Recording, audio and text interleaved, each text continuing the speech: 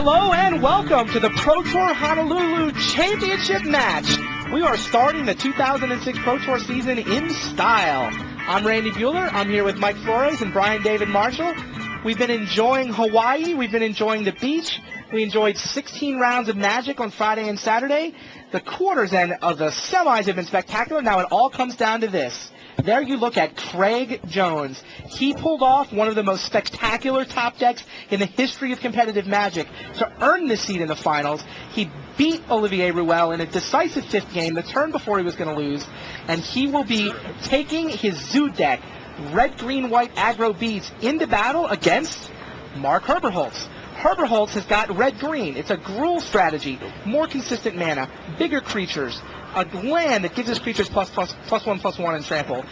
Many people think that gives him the advantage here, but no one is willing to count out Craig Jones after what he pulled off in the semis. So the players that shuffled off, they are ready for game one, and looks like Herberholz plays a Watch Wolf on turn 2 after Frenzied Goblin had... Craig plays the Watch Wolf after Frenzied Goblin came down on turn 1 for Mark Herberholz. He has, like, some of his worst cards, I think, for the matchup, and Craig has some of his best.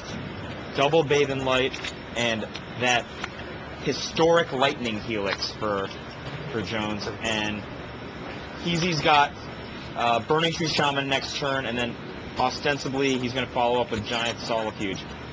If Craig draws something, he should be able to defend, but right now, I think Craig just doesn't have enough. His cards are good, he doesn't have enough creatures. Craig's got a couple Bathe in Lights and a Lightning Helix in his hand. 5 land is at least one more than he really wants, maybe 2. No turn 3 play there is somewhat less than ideal. Herberholz is attacking with Frenzied Goblin, and it's not dealing damage as quickly as Watch Wolf. I'm going to say that's the worst start I've seen from Mark's deck in 2 days. You know, turn 1 Frenzied Goblin, turn 2 Tap Stomping Ground. He's going to put the 3/4 in play, and it's going to at least contain Watch Wolf for a turn, it looks like. But he kind of wants Watch Wolf tapped so that he can send with everything. He's Frenzied Goblin, he can still send with everything. He can't tap out for Solifuge and do that. Oh, you're right. Interesting story from yesterday, by the way. These two were paired in the, I think it was the next to last round. Craig Jones had already clinched top 8. Mark Herberholz had not. Craig felt like, this matchup, I don't think I'm good in this matchup. I don't really want Mark Herberholz in my top 8. And so the first thing he did, it looks like Herberholz is going to char the Watch Wolf. And Bathe in Light is going to counter that. Yeah. That's fine. You like Char there instead of Burning Tree Shaman? I think I would have played Burning Tree Shaman, but I don't think that Heezy cares that much that got countered. I agree with that, but I think Burning Tree Shaman might be better than Char. I think he wants Watch Wolf Red Zone, and he did it so that he can get in with Solifuge? So that he can get in with Solifuge. I think he did it intentionally. If he played Burning Tree Shaman, that wouldn't have happened. Did he win a damage race here? Here's another... yeah, he doesn't have enough mana to activate the Frenzied Goblin and play... Anyway, so these two got paired in round 15. Craig figured, well, I don't really want Herberholz in the top 8 because I think I'm at a disadvantage in this matchup. His Gruul deck is just better than against Zoo. And Herberholz is like, come on, scoop me into the top 8. I mean, a lot of people there in Craig's situation would just scoop somebody. You know, they're not close friends, but they're acquaintances. They know each other. They hang out a little bit. Craig said, I'm going to play the match. They played the first game, and it actually ended in a draw thanks to Char. They played game 1 to a draw. They're sideboarding up, and Craig is just like, you know, I'm not a dream wrecker. That's just not who he is. He's not the kind of guy who's like, I'm going to crush hopes and dreams. He felt like, found this niceness. It's like, I'd rather be the nice guy that helps out a buddy who needs it. He decided to concede the match and let Mark Herberholz into the top 8. And now, here it is, the matchup that he wasn't sure he wanted, and he's playing it in the finals. 3 counts. He's got to learn to be cold like Mark Herberholz. Mark in the quarterfinals against Osip. Osip had Moloku in play and tapped an Urza piece to activate Moloku and picked up the Urza piece and immediately realized he wanted to pick up a depleted Tendo Ice Bridge. Okay. So he would have mana from Mana Leak and Remand on that turn. He'd be able to replay it. And Mark's like, no, I'm sorry, you picked up the Urza piece. And Osip looked at him like, come on. You got it. And he's like, sorry.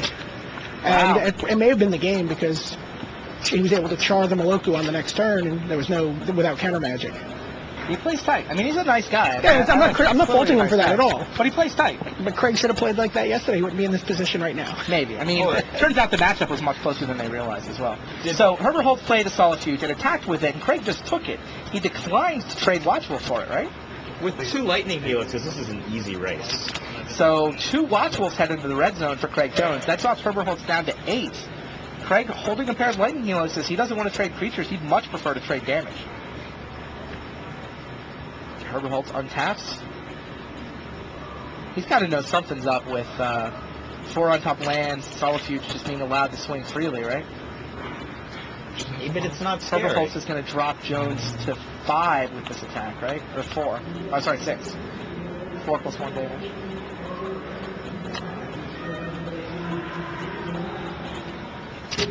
It's just not scary for Craig, though. He has +6 life. I know. And Mark's got to be wondering what's going on. He's probably able to put Craig on that Lightning Helix just because of the way Craig's played the game. There's Burning Tree Shaman and Dryad Sophisticate. So it's 6-8. That's Lightning Helix you.